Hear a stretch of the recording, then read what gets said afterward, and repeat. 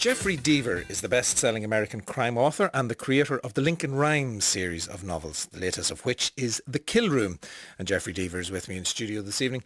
Jeffrey, just for those who maybe are not as familiar with Lincoln Rhyme as I'm sure you are, tell us a little bit about his unique set of abilities and disabilities. Surely, Sean, and delighted to be here chatting with you.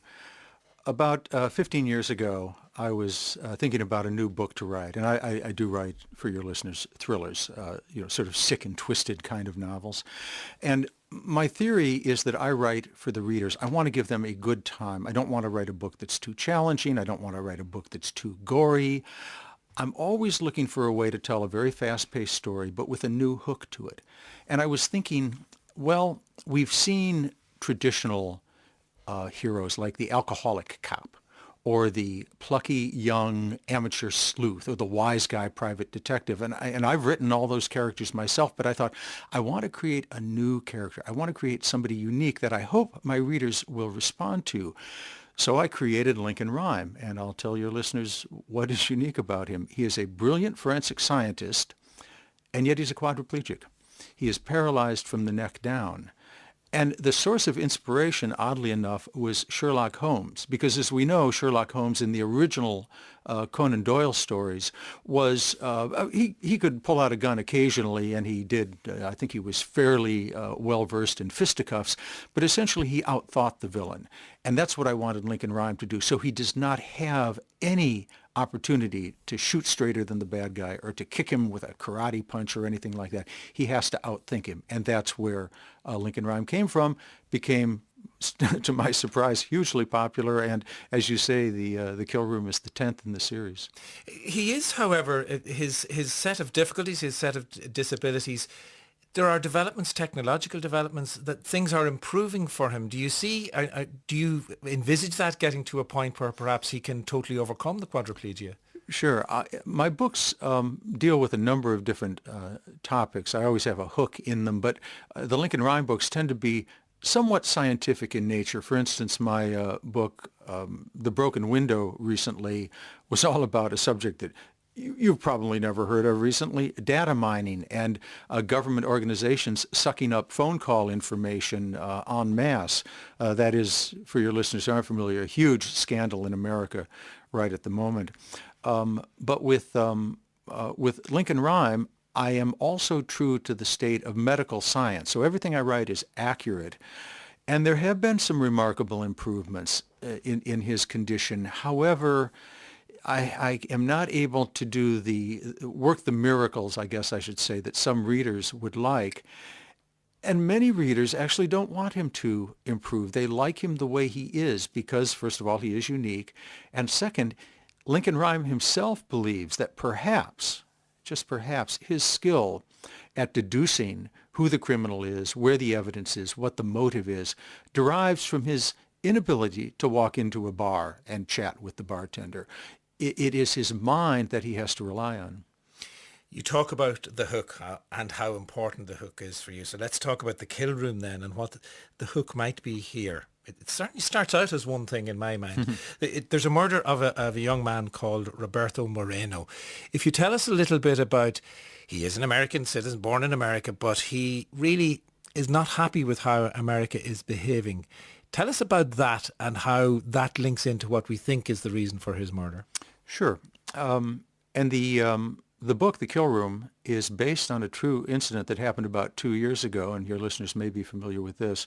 An American citizen who coincidentally lived about 3 miles from where I do in Northern Virginia, a man named Anwar al-Awlaki, was a radicalized Islamist. He hated America, hated the West, moved to Yemen, and began preaching the benefit of terrorist attacks on the West, several of which were carried out.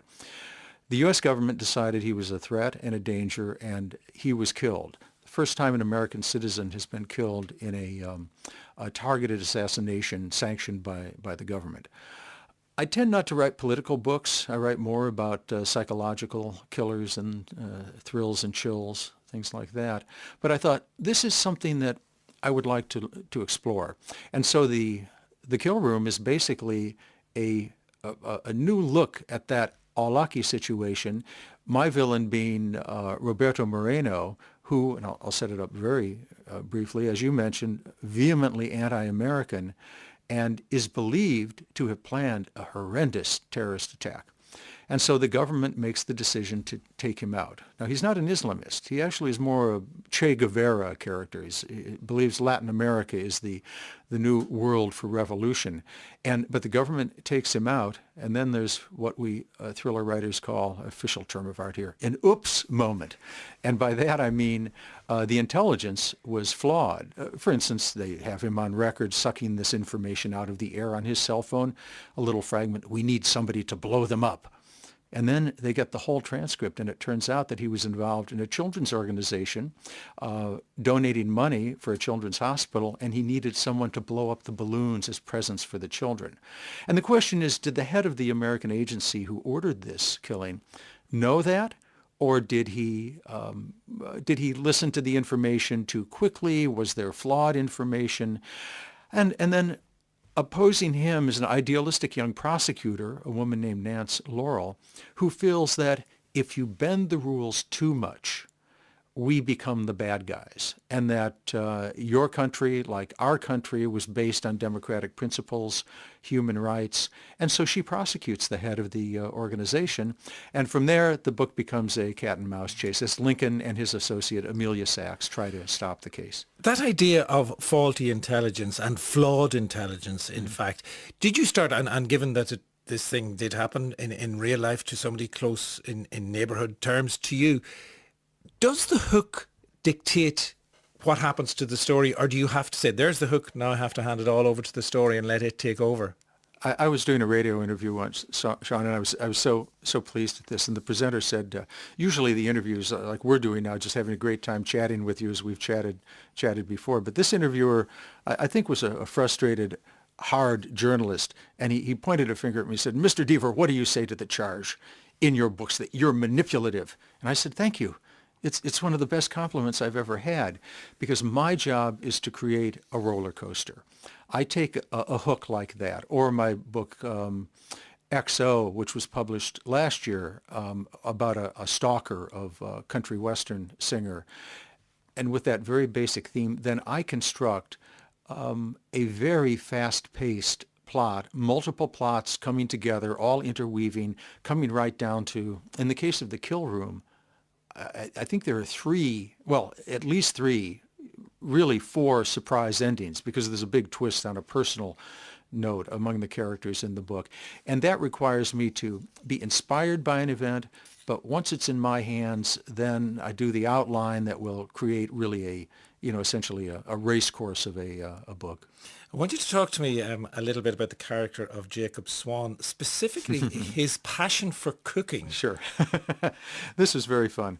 Now, I feel that we authors are competing against many formidable cultural diversions like the Angry Birds video game. And if I say Honey Boo Boo here, I don't know if any of your listeners will be familiar, but that's one of the worst reality shows ever on American television. And if it airs here, I do apologize on behalf of my country.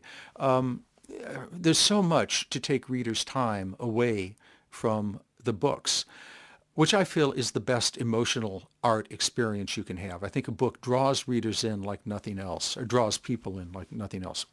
Well, part of that, then, our task as authors is to expand the book maybe off the page a little bit so that they then can read a character and see, for instance, Jacob Swan, this heinous killer, who is nonetheless a gourmet cook. So I myself, being a bit of a cook, have included a series of recipes on my website that Jacob Swan makes. They're real recipes. They're going from like buffalo wings to sponge cake to actually an Irish recipe, a Guinness venison stew, which is quite tasty. And I'm getting a little hungry now even talking about it. And these are all tried and trusted recipes? I made them up myself, and I've cooked them for years. Finally, Jeffrey, we have the latest in the Lincoln Rhyme series in The Kill Room, but you also have a standalone novel coming out, I think, is it in the autumn?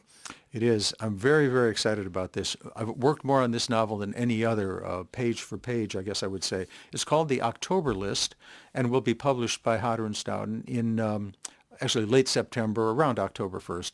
And it goes backwards. you open the first page, and we see chapter 36. And we go from there to chapter 1 at the end of the book, and it has my traditional trademark surprises and twists and turns, but I can't say it has surprise endings. It has surprise beginnings. We'll have to wait for to the autumn for that one, but the current novel from Geoffrey Deaver is The Kill Room, and it's published complete with recipes by Hodder and Stoughton.